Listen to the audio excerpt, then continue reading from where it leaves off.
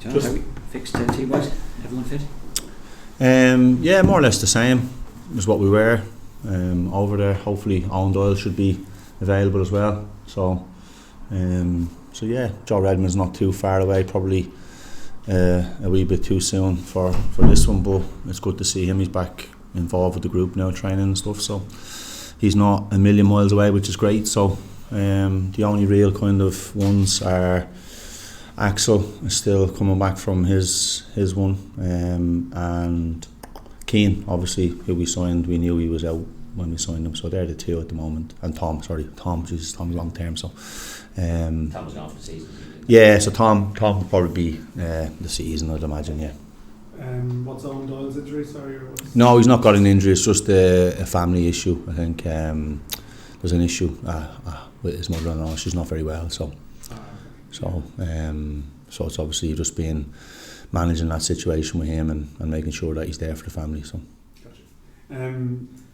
What was the mood like, sort of travelling home last week, and how different do you think it would have been if that goal hadn't been scored at the end? I couldn't tell you. I was in Malta, so I went to the game in Malta just to watch the game, just to get a good look. But the mood in the change room, we were obviously felt like we left a lot on the pitch. I think we were a bit deflated, but obviously, as you said, the goal gives you that renewed optimism that you can come here where we've got a very good record and get the result that we need. I think performance-wise, we were very disappointed with what we did and how we played. But again, there's many kind of reasons for that. One of them obviously being the fact that we had seen absolutely zero footage of them prior to the game. So I think any coach will tell you how difficult it is to prepare for a game when you have footage. Never mind how difficult it can be when you don't. So yeah, that was the toughest probably part, and I think we're well prepared for the second leg. What was it like on the sideline? Was it even like 15-20 minutes in where you're like, Jesus,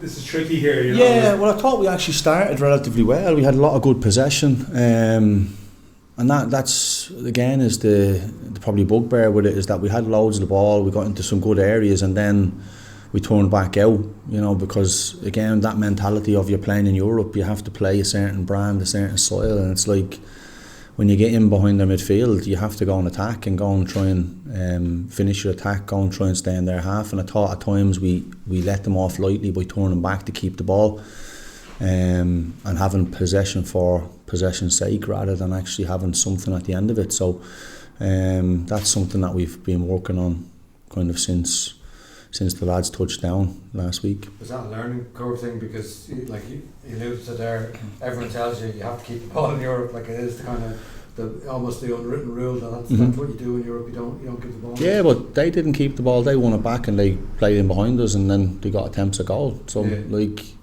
there's many different ways to play football, and they were very, very good on the transitions and on the counter attack, and that was something that the way we kind of played and the way we probably went into it mentally, we, as you said, thought about keeping the ball and looking after the ball, and then the couple of times there where we gave it away, we looked open. So it's important that going into this game we're not open and that we keep the ball better. I thought we were very uncharacteristic with our possession, with our simple passes.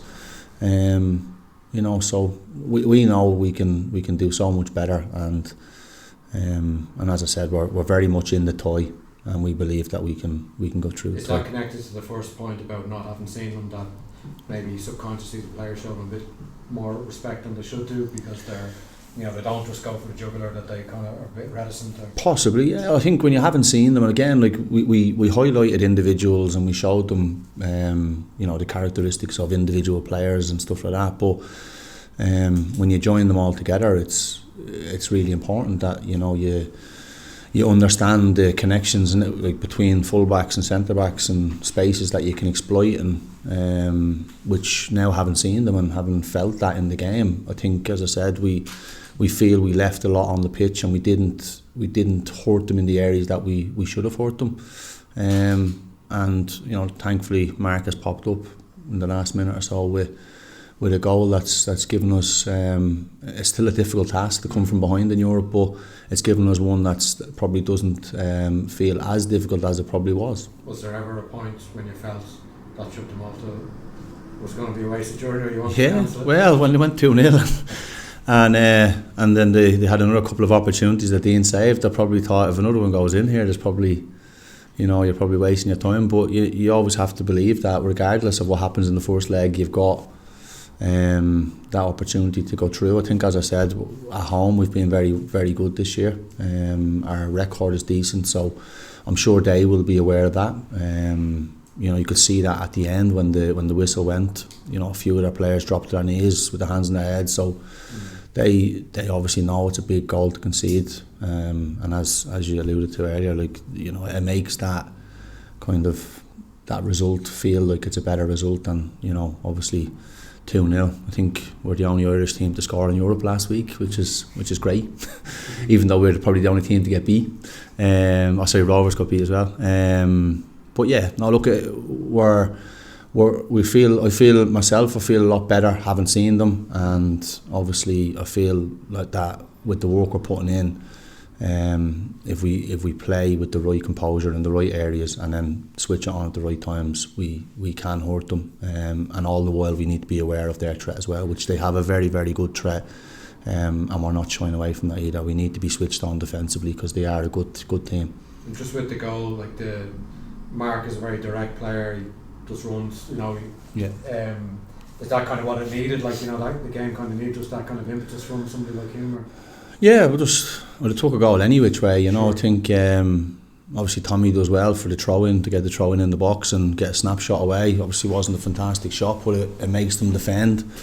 And then Mark is on the front foot, gambles on it and gets his body in the way, and then is composed with his finish. So yeah, look, we're excited about the game. We're looking forward to the game, but obviously mindful that we are behind in the game as well, and we need to make sure that we win the game, we take it to at least extra time, and then we can see where we go from there. I know it's sometimes it sounds a bit of a cliche thing, but how much of a role can the crowd even play on Thursday just to make it intense? I know it's restricted attendance, so it's going to be a little bit different. Yeah. But can they genuinely have a role to play in terms of the intensity you can bring to the game? Yeah, no, 100%. I think last year we seen that with the 𝗣𝗥𝗘 game. They were fantastic, and I think it's going to be really important that they get behind the boys, which I've no doubt they will. As you said, it's a very limited crowd with the all seating, so but I'm sure they'll make plenty of noise and it'll give us a big lift. The atmosphere over there was probably generated from our fans, if I'm being honest. There wasn't much atmosphere from their crowd, so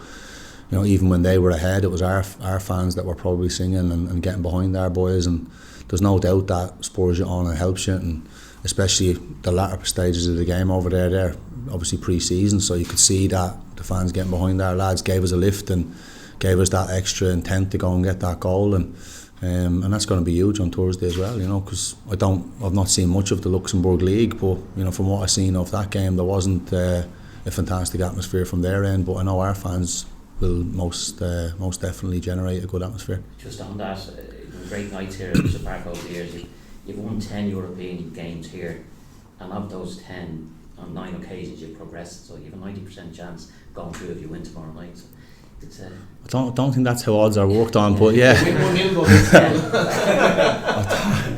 I wouldn't be saying we've got a 90% chance, but if that's the odds, we'll take it. Yeah. No, look, we're very aware, as I said, we're behind in the toy, and we can't just go gung-ho either, and leave ourselves exposed. We have to be mindful of their threat. They have a good attacking threat that they pose, and I think if we're defensively solid, I believe every game we go into we can score goals. We're joint top goal scorers in the league.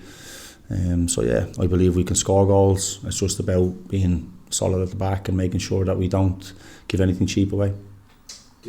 Just Dean as well, Joey and Ang last year won this conference year in Europe, but Dean he was unbelievable, some of the saves he made in terms of that experience, I suppose.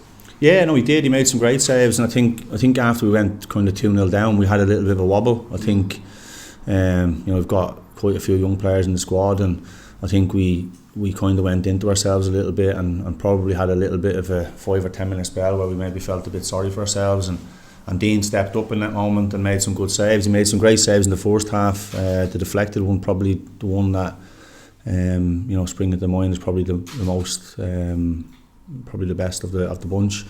But yeah, look, a lot of the stuff, as I said, was from us coughing up the ball and giving cheap possession away, and them being really, really aggressive once they won it back. And it's important that we're much better in possession, which I've no doubt we will be. You did play young players as well. Was that, were you thinking like this is because it looked almost like they were a little bit overawed at times or something, or maybe is that part of the development? I think it is part of the development. I think we spoke about afterwards about, I think as a group we probably played the occasion and not the game. It's obviously such a big thing getting to Europe, and thankfully for us, you get a second bite of the cherry, and we're still well in the tie, thanks to that late goal. So we believe, as I said, that we can go out here on Thursday and get through the tie. It's a busy time of the year. Are you still working away on transfer stuff as well at the moment, or? You're always looking to strengthen, aren't you? Yeah. But yeah, obviously there's a lot of focus on the games, and just waiting to see what else pops up, and if players do become available. Again, I'm not going to add players for the sake of adding players. Nobody will come to the club that I don't feel will strengthen the team and strengthen the squad. So yeah, I don't believe in just bringing in players for the sake of it. They have to be better than what's in the building. And I think at the minute the ones we've brought in have obviously added. So we're always looking, but if we don't get anyone in, I'm content with what's in the building, especially with the likes of Joe coming back and Axel not too far away, and Cian Levy not too far away as well. So yeah, I think what we have, we're happy with. If we get more, then great. Had Danny Grant been on your radar? I mean, that was obviously widely discussed. Obviously one of the options you have been looking at. Yeah, well, all good players are on your radar. I'm sure he was on numerous clubs' radar. But obviously he's looked to go elsewhere, and good luck to the kids. Some of your marquee players, it feels like this could be like more of a chance, and it just didn't happen in the first game really. Like that, it'd be probably a nicer pitch as well. Maybe this week looks like you just can get into a rhythm or something. Yeah, again, like I said earlier, there's loads of kind of different reasons why you don't perform, why you don't play to the levels you do. I think, the travelling, the lack of kind of, probably I felt underprepared going into the game, so I can only imagine what the players, we tried to give them as much information as we possibly could. But I'm fully prepared for this one, and as I said, we're behind in the tie, so we have to be quite switched on, that we don't give anything up cheaply.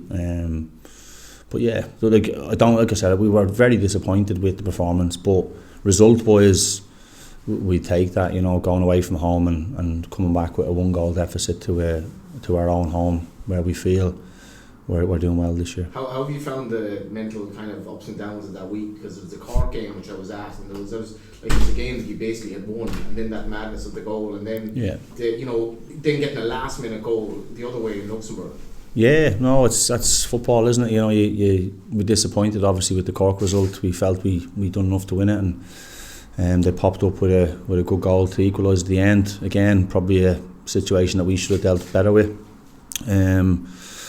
And then you go and score that late goal. That makes the performance probably feel like, it wasn't a fantastic performance. But when we look back at it, as I said, there was moments where we could have exploited things a little bit better. But the actual ups and downs of conceding and then scoring, it's just football, isn't it? It's the highs and lows, as they say. All right. Thank you. Thank you. Thank you. Good man.